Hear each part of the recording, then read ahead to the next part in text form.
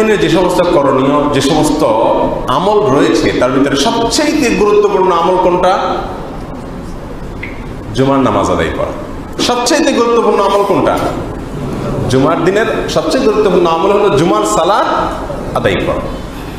জুমার সালাত আদায় করা এটা কি পরিমাণ গুরুত্বপূর্ণ এই প্রসঙ্গে রাসূল আকরাম সাল্লাল্লাহু আলাইহি ওয়াসাল্লাম বলেছেন, মান তারাকা সালাতা জুমাইন, যে ব্যক্তি 3টি জুমা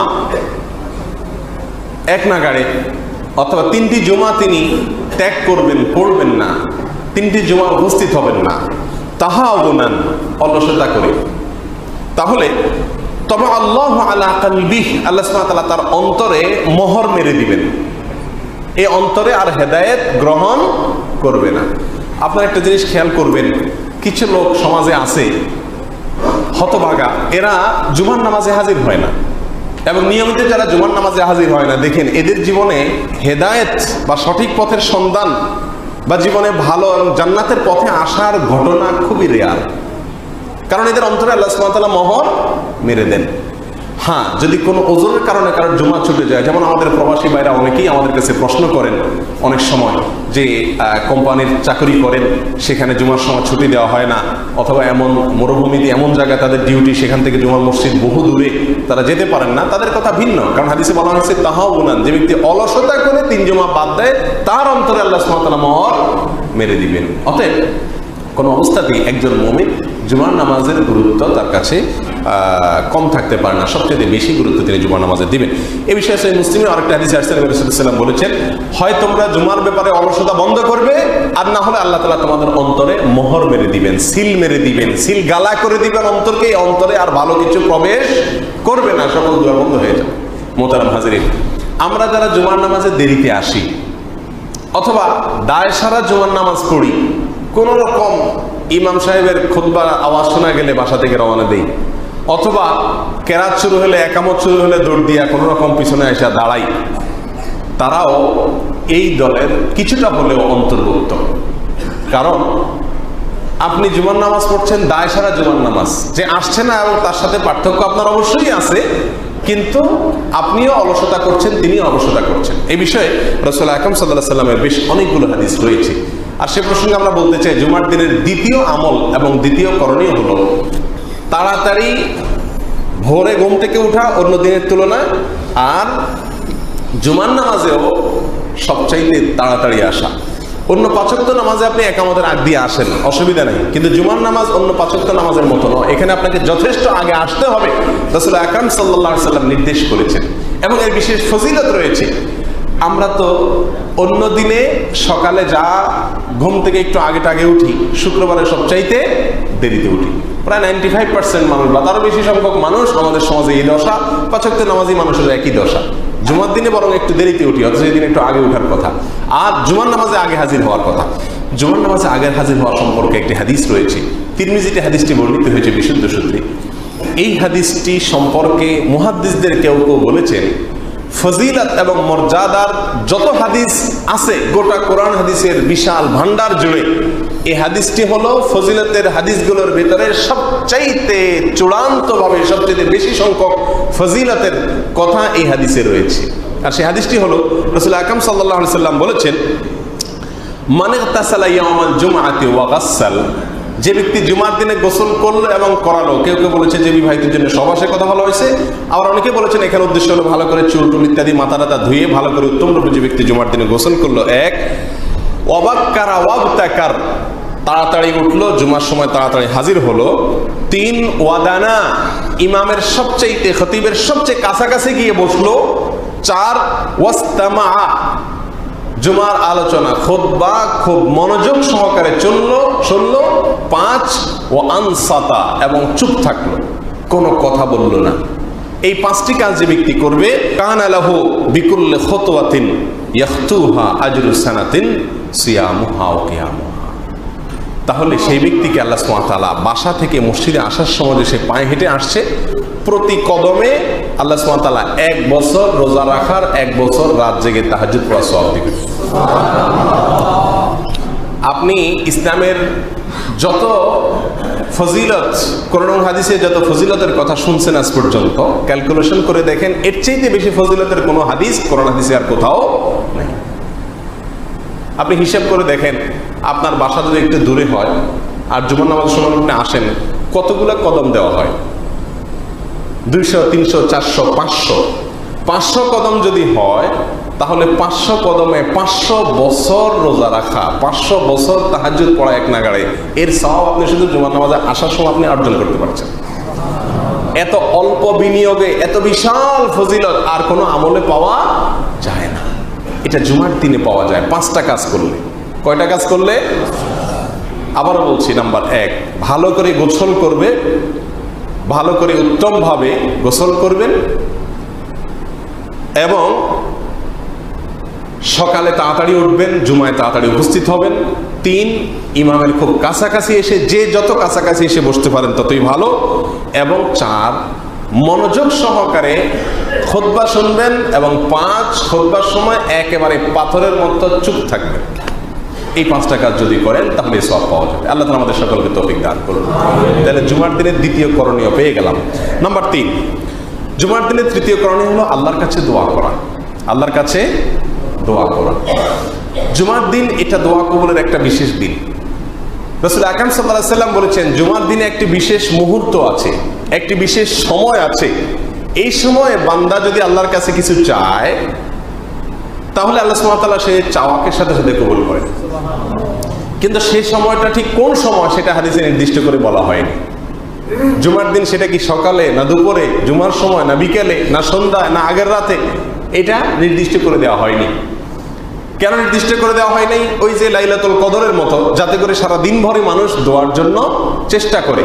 যদি তার দোয়াটা ওই নির্দিষ্ট সময়ে হয়ে যায়, তাহলে তো ব্যাটে বলে হয়ে গেল, তার দোয়া আল্লাহ সুবহানাহু ওয়া তাআলা কবুল করবেন। তবে বেশিরভাগ উলামায়ে কেরাম মন্তব্য করেছেন যে সেই সময়টি হলো আসরের পরে। আসরের পরে হওয়ার সম্ভাবনাটা একটু বেশি। এই জন্য জুমার দিনে আসরের পরের সময়টাতে দোয়ায় মাশগুল হওয়া উচিত।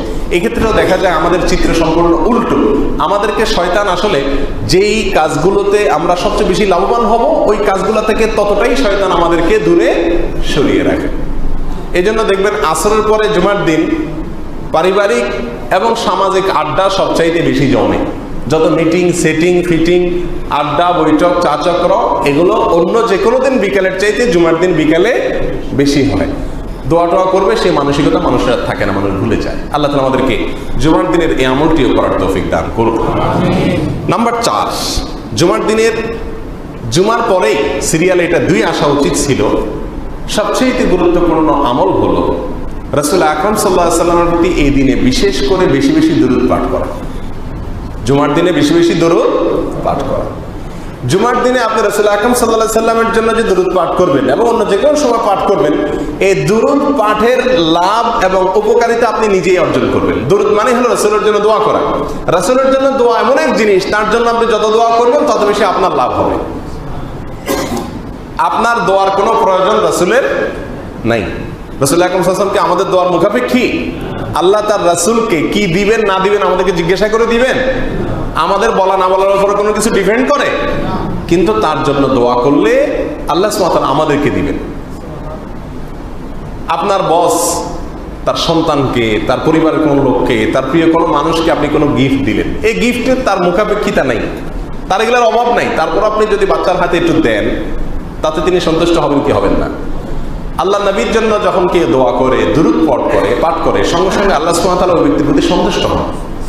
কেউ যদি বিপদগ্রস্ত থাকে, কঠিন বিপদে পড়ে যায়, উদ্ধারের কোনো পথ সে খুঁজে পাচ্ছে না, যদি সে দুরূদ পড়তে থাকে, তাহলে আল্লাহ সুবহানাহু ওয়া তাআলা তার বিপদ দূর করে দেন, টেনশন দূর করে দেন। আমার জীবনে, ব্যক্তিগত জীবনে যদি বলি, সবচেয়ে বড় একটা বিপদ হয়েছিল একবার, যেখান থেকে উদ্ধারের কোনো পথ আমি পাচ্ছিলাম না, নিরাশ হয়ে যাওয়ার মতো অবস্থা। আমার মনে আছে, এই হাদিসের উপর আমি আমল করেছি। একটি মুহূর্তের জন্য মুখের দুরূদ বন্ধ করিনি। অবিশ্বাস্যভাবে, অকল্পনীয়ভাবে, কুদরতিভাবে আল্লাহ সুবহানাহু ওয়া তাআলা আমাকে সে উদ্ধার থেকে, আমি কল্পনাও করি নাই সেভাবে আল্লাহ তাআলা সসম্মানে আমাকে আল্লাহ তাআলা রক্ষা করেছে। এটা আমার ব্যক্তিগত জীবনের কথা বললাম। রাসূল আকরাম সাল্লাল্লাহু আলাইহি ওয়াসাল্লামের প্রতি দুরূদ যে যত বেশি পড়ে, আল্লাহ সুবহানাহু ওয়া তাআলা তার মুসিবত, বিপদ, পেরেশানি তত বেশি দূর করে দেন। আর এছাড়া রাসূল আকরাম সাল্লাল্লাহু আলাইহি ওয়াসাল্লাম বলেছেন, মান সাল্লা আলাইয়া মাররাতান যে ব্যক্তি আমার প্রতি একবার দুরূদ পাঠ করবে, আমার জন্য আল্লাহর কাছে দোয়া চাইবে একবার, অর্থাৎ একবার দুরূদ বলবে, সাল্লাল্লাহু আলাইহি আশরা, আল্লাহ সুবহানাহু ওয়া তাআলা তার জন্য তার প্রতি 10 বার রহমত নাযিল করবেন। 10 টাইমস তার উপরে আল্লাহর অনুগ্রহ আল্লাহ সুবহানাহু ওয়া তাআলা দেখাবেন। বিভিন্ন জায়গায় আল্লাহর অনুগ্রহের প্রয়োজন হবে, আল্লাহ তাআলা অনুগ্রহ করবেন। এরকম 10 বার অনুগ্রহ হবে যদি আপনি একবার দুরূদ পাঠ করেন। প্রিয় ভাইরা আমার, এই জন্য রাসূল আকরাম সাল্লাল্লাহু আলাইহি ওয়াসাল্লাম বলেছেন, আকসিরুস সালাতা আলাইয়া ইয়াউমাল জুমআহ, তোমরা জুমার দিনে আমার প্রতি বেশি বেশি দুরূদ পাঠ করো। অন্য দিনে তো করবেনই, তবে জুমার দিনটি স্পেশাল, এই দিনটিতে বেশি বেশি দুরূদ পড়তে হয়। আল্লাহ নবী সাল্লাল্লাহু আলাইহি ওয়াসাল্লামের প্রতি দুরূদ পাঠ করতে হয় এই দিনে বেশি বেশি। এবং শুধু জুমার দিনে নয়, কোন কোন হাদিসে আসছে তিনি বলছেন, আকসিরু আলাইয়া as-সালাত ইয়াউমাল জুমআতি ওয়া লাইলাতাল জুমআতি, জুমার দিনে এবং জুমার রাতে এই উভয় সময়ে তোমরা আমার প্রতি বেশি থেকে বেশি দুরূদ পাঠ করো। জুমার রাত কোনটা? বৃহস্পতিবার দিবাগত রাত। বৃহস্পতিবার দিবাগত রাত সন্ধ্যার পর থেকে নিয়ে সারা রাত এবং শুক্রবার সারাদিন চলতে ফিরতে উঠতে বসতে আপনি দুরূদ পাঠ করেন। দুরূদ নির্দিষ্ট কোনো দুরূদ নাই, যে দুরূদ পান সে দুরূদ পড়েন। শুধু সাল্লাল্লাহু আলাইহি ওয়াসাল্লাম পড়েন, এটাও দুরূদ। আল্লাহুম্মা সাল্লি আলা মুহাম্মদ ওয়া আলা আলি মুহাম্মদ, নামাজে যেটা পড়েন দুরূদ ইব্রাহিম, এটা পড়তে পারেন। অথবা শুধুমাত্র আল্লাহুম্মা সাল্লি আলা মুহাম্মদ ওয়া আলা আলি মুহাম্মদ পড়েন। যে কোনো দুরূদ আপনি পড়তে পারেন। এটা পড়লে আল্লাহ সুবহানাহু ওয়া তাআলা একবার পড়লে আপনার প্রতি 10 বার অনুগ্রহ নাযিল করবেন। মুহতারাম হাজিরিন, এই জন্য জুমার দিনে বিশেষ করে দুরূদের ফজিলত রয়েছে। আরাবিয়ানদেরকে দেখা যায় এই জিনিসটা খুব ভালো করে তারা রপ্ত করেছে। ভালো মন্দ তাদের অনেক গুণ থাকতে পারে, কিন্তু দেখা যায় কথায় কথায় তারা দুরূদ পড়ে, কথায় কথায় দুরূদ পড়ে। ঝগড়া লাগলেও দুরূদ পড়া শুরু করে দেয়, তর্ক হলেও দুরূদ পড়া শুরু করে দেয়, কিছু হারায় গেছে খুঁজে পাচ্ছে না, দুরূদ পড়া শুরু করে দেয়। উঠতে বসতে দুরূদ ছাড়া আর কিচ্ছু নাই। রাস্তার মোড়ে মোড়ে সাল্লি আলান নবী লেখা থাকে, গায়ের গ্লাসে সাল্লি আলান নবী সামনে পেছনে লেখা থাকে, কারণ তারা এটা ফজিলত বুঝতে পেরেছে। কিন্তু আমাদের দেশে দুরূদ হয়ে গেছে ট্র্যাডিশনাল। ট্র্যাডিশনাল দুরূদ মানে হুজুর ভাড়া করে আনে, হুজুর এনে ইয়া নবী সালাম আলাইকা টান দেয়, সবাই হুজুরের সাথে শুরু শুরু বলে, হুজুর চলে যায়, এরপরে দুরূদ আমার বন্ধ হয়ে যায়। দুরূদটা কি হুজুর লাগে? নামাজে যে আমরা দুরূদ পড়ি, ইমাম সাহেব কি আমাদেরটা পড়ায় দেয় নাকি যারটা সে পড়ি আমরা? তাহলে বোঝা গেল দুরূদ এমন আমল যার জন্য হুজুর ভাড়া করার প্রয়োজন হয় না। এটা যার যারটা শেষে করতে হয়। এখন শুধুমাত্র তথাকথিত মিলাদে, তাও ভুল পদ্ধতিতে, বেদাতের পদ্ধতিতে আমরা দুরূদ পড়ি, আর আমাদের জীবনে দুরূদের কোনো অবস্থান এবং খবর নেই। প্রিয় ভাইরা আমার, জুমার দিনে হয়তো অনেকের কাছে নতুন হবে আমলটা। জুমার দিনে দুরূদ আমরা এখন থেকে প্রতি জুমায় বৃহস্পতিবার রাত থেকে সন্ধ্যা থেকে শুরু হয়ে যাবে, এবং জুমার সারাদিনে উঠতে বসতে চলতে ফিরতে বেশি বেশি দুরূদ পাঠ করবো। আল্লাহ তাআলা আমাদের সবাইকে তৌফিক দান করুন। 4 নম্বর আমল গেল। নাম্বার 5 নম্বর হলো জুমার রাত, অর্থাৎ বৃহস্পতিবার দিবাগত রাত। অনেকে এই রাত্রে দাঁড়িয়ে রাত জেগে ইবাদত করেন, কারণ বিশেষ ফজিলতের রাত জুমার রাত। সেজন্য একটি হাদিসে পরিষ্কারভাবে নির্দিষ্ট করে শুধুমাত্র এই রাত জেগে ইবাদত করা নিষেধ আছে। তেমনি ভাবে একই হাদিসে এই দিনে রোজা রাখা নিষেধ করা হয়েছে। হ্যাঁ, আপনি এমনি সবসময় তাহাজ্জুদ পড়েন, সেই হিসাবে এটা পড়েন, অনেক উত্তম, কিন্তু নির্দিষ্ট করে এই সময়ের জন্য আপনি সিয়ামের জন্য এটাকে নির্ধারণ করবেন না। দুরূদ প্রসঙ্গে একটা কথা বলতে হয়, তা হলো একটা দুরূদ আমাদের সমাজে খুব প্রচলিত আছে, বিভিন্ন মসজিদে টাঙ্গায় রাখা হয় কাগজ দিয়ে ছাপায়া, এবং অনেক জায়গায় বিতরণ করা হয়। সেটা হলো জাযাল্লাহু আন্না মুহাম্মাদান মা হুয়া আহলুহু। এই দুরূদটা আসরের পরে 80 বার পড়লে অনেক সওয়াবের কথা বলা হয়ে থাকে। এই হাদিসটি সম্পর্কে মুহাদ্দিসদের বেশিরভাগ মুহাদ্দিসদের মতে এটি যে বিশুদ্ধ নয় সে ব্যাপারে প্রায় চূড়ান্ত। অতএব সেরকম নির্দিষ্ট করে কোনো দুরূদের সংখ্যা ঠিক করব না, নির্দিষ্ট কোনো ফরম্যাটের দুরূদ ঠিক করব না, বরং যে কোনো কমন দুরূদ আমরা পড়তে থাকবো ইনশাআল্লাহ। 6 নম্বর আমল হলো জুমার দিনের সূরা কাহাফ তেলাওয়াত করা। সূরা কাহাফ যদি জুমার দিনে কেউ তেলাওয়াত করে, তো একাধিক বর্ণনায় পাওয়া যায় যে কিয়ামতের দিন এটি তার জন্য নূর এর ভূমিকা রাখবে। নূর মানে আলো। কিয়ামতের দিন কিন্তু গুটগুটে অন্ধকার থাকবে একটা সেশনে। তখন আল্লাহ সুবহানাহু ওয়া তাআলার পক্ষ থেকে যারা সূরা কাহাফ তেলাওয়াত করতে জুমার দিনে, আল্লাহ সুবহানাহু ওয়া তাআলার পক্ষ থেকে তাদের জন্য এটি নূর বা আলোর ভূমিকা দিবে সেদিন। আর কোন কোন বর্ণনায় আসছে সূরা কাহাফ যদি কেউ জুমার দিনে তেলাওয়াত করে, তাহলে 2 জুমার মধ্যবর্তী যে সময়গুলো আছে সেগুলোকে আল্লাহ সুবহানাহু ওয়া তাআলা তার জীবনে নূরান্বিত করে দিবেন, আলোকময় করে দিবেন। যদি এই হাদিসের সনদ নিয়ে মুহাদ্দিসিন কিরামের অনেকে বলেছেন এটি যায়িফ, তবে এই হাদিসটির উপরে সাহাবীদের আমল পাওয়া যায় বিশুদ্ধ সূত্রে, যার কারণে এই আমলটিও ফজিলত উড়িয়ে দেওয়া যায় না। এটা ফজিলত আছে, করা উচিত জুমার দিনে সূরা কাহাফ। সূরা কাহাফ একটু দীর্ঘ সূরা, কিন্তু এই সূরার ভিতরে অনেক শিক্ষণীয় বিষয়ও রয়েছে। আমরা যারা তেলাওয়াত করতে পারবো না তারা জুমার দিনে সূরা কাহাফ শোনার চেষ্টা করব। আল্লাহ তাআলা আমাদের সকলকে তৌফিক দান করুন। 7 নম্বর আমল হলো জুমার দিনে গোসল করা। গোসল করব, এই বিষয়ে রাসূল আকরাম সাল্লাল্লাহু আলাইহি ওয়াসাল্লামের অনেকগুলো হাদিস আছে। তার মধ্যে সহিহ বুখারীর একটা হাদিসে আছে, তিনি বলেছেন ইযা জা আহাদাকুমুল জুমআ ফালিয়াগতাসিল, তোমাদের কারোর কাছে জুমার দিন যদি উপস্থিত হয়, কেউ জুমার দিনে উপনীত হয়, সে যেন অবশ্যই গোসল করে। এই গোসলের একটি বিশেষ কারণ হলো এখানে সবাই একত্রিত হব, সমবেত হব, গায়ে গায়ে মিলে দাঁড়াতে হবে, কাছাকাছি থাকতে হবে। তাহলে ঘেঁষাঘেঁষি করে যখন আমরা বসবো, থাকবো, সালাত আদায় করবো, খুতবা শুনবো, তখন আমি গোসল না করলে, আনফ্রেশ থাকলে আমার গন্ধে আরেকজনের কষ্ট বা ক্ষতি হতে পারে। একজন মুসলিমকে কতটা স্মার্ট হতে হয়, একজন মুসলিমকে কতটা অন্যের কথা চিন্তা করতে হয়, একজন মুসলিমকে কতটা সচেতন হতে হয়, কতটা দায়িত্ববান হতে হয়, আরেকজনের জন্য কষ্ট না হয় সে বিষয়ে কতটা খেয়াল করতে হয়, এই সমস্ত বিধানগুলো আমাদেরকে সে বার্তা দিয়ে যাচ্ছে। বিধায় জুমার দিনে বিশেষভাবে গোসল করা, এটা হলো জুমার দিনের অন্যতম আরেকটি আমল। এরপরের আমল 7 নম্বর আমল হলো জুমার দিনে সুগন্ধি ব্যবহার করা।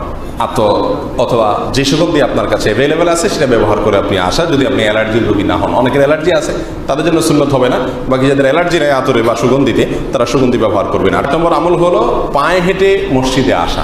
এটা আরেকটি গুরুত্বপূর্ণ বিষয়, পায়ে হেঁটে মসজিদে আসা। কারণ রাসূল আকরাম সাল্লাল্লাহু আলাইহি ওয়াসাল্লাম জুমার দিনে ফজিলত প্রসঙ্গে বলতে গিয়ে বলেছেন মাশা ওয়ালাম ইয়ারকাব, যে ব্যক্তি জুমার দিনে পায়ে হেঁটে গেল, বাহনে চড়লো না, তার জন্য ফজিলতের কথা বলা হয়েছে। তাহলে বোঝা গেল কেউ যদি এখান থেকে রিক্সায় চড়ে কোনো মসজিদে যায়, সে ব্যক্তির চাইতে কেউ যদি পায়ে হেঁটে বাসা থেকে মসজিদে আসে তার বেশি উত্তম হবে। একান্ত যদি কোনো মাজুর ব্যক্তি থাকেন, অসুস্থ ব্যক্তি থাকেন, তার কথা ভিন্ন। অনন্য উপায়, তিনি হাঁটতে পারেন না, তার কথা ভিন্ন, তিনি গাড়িতে বা রিক্সা চড়ে আসলেন। কিন্তু গাড়িতে বা রিক্সা চড়ে দূরে অনেক বড় মসজিদে যাওয়ার চাইতে আপনার মহল্লার মসজিদে পায়ে হেঁটে আসা আপনার জন্য উত্তম হবে। অতএব জুমার দিনের আরেকটি গুরুত্বপূর্ণ বিষয় হলো, 8 নম্বর গুরুত্বপূর্ণ বিষয় হলো পায়ে হেঁটে আসা। 9 নম্বর হলো খুতবার সময় চুপ থাকা। খুতবার সময় চুপ থাকা, এটা একটা ইম্পর্টেন্ট পয়েন্ট। খুতবা চলাকালীন সময় কোনো প্রকার শব্দ করা যাবে না। রাসূল আকরাম সাল্লাল্লাহু আলাইহি সাল্লামের যুগে একবার উবাই ইবনে কাব রাদিয়াল্লাহু তাআলা আনহুকে একজন সাহাবী দ্বীনের কোনো একটা বিষয় জিজ্ঞাসা করছিলেন খুতবার সময়, তিনি চুপ থাকলেন, বারবার জিজ্ঞেস করলেন, কোনো অ্যান্সার করলেন না, একদম নীরবতা অবলম্বন করলেন। এরপরে সালাতের পরে যখন জিজ্ঞাসা করলেন, ভাই জিজ্ঞেস করলাম আপনি উত্তর দিলেন না, তখন তিনি বললেন খুতবার সময় কোনো কথা বলার সুযোগ নাই। লোকটি রাসূল সাল্লাল্লাহু আলাইহি ওয়াসাল্লামের কাছে গেলে রাসূল বললেন, হ্যাঁ ওবাই ঠিক বলেছে, তোমাকে খুতবার সময় মনোযোগ দিয়ে খুতবা শুনতে হয়, কোনো বাক্য উচ্চারণ করা যায় না। এক বর্ণায় আসছে কেউ যদি খুতবা চলাকালীন কেউ কথা বলতেছে তাকে বলে ভাই চুপ থাকো, তো সেও ভুল করছে, সে অন্যায় করছে। এই জন্য কোনো কোনো সাহাবীদেরকে দেখা যায় কেউ যদি খুতবা চলাকালীন কথা বলতো, তারা ওই কঙ্কর, পাথরের টুকরা, কুচি এগুলো নিয়ে মারতো, মেরে ইশারা করতো চুপ থাকো, মুখে বলতো না চুপ থাকো। তার মানে আমি যদি চুপ থাকো বলে তাহলে তো একটা শব্দ সৃষ্টি হয়ে গেল। এই জন্য জুমার দিনে খুতবার সময় চুপ থাকার গুরুত্ব অপরিসীম। বাচ্চা কাচ্চা যখন সাথে আসে তখন তাদেরকে চুপ রাখার গুরুত্ব সমান হারে প্রযোজ্য। বাবা এবং অভিভাবক যারা থাকে তাদের কর্তব্যের অংশ। আর বাবা নাই, মা নাই, বাচ্চা মসজিদে পাঠাই দিচ্ছেন, আয়সা জুমার দিনে মানুষের ডিস্টার্ব করছে, তার কোনো সুযোগ নাই। জুমার দিনের আরেকটি আমল হলো তাহিয়াতুল মসজিদ আদায় করা।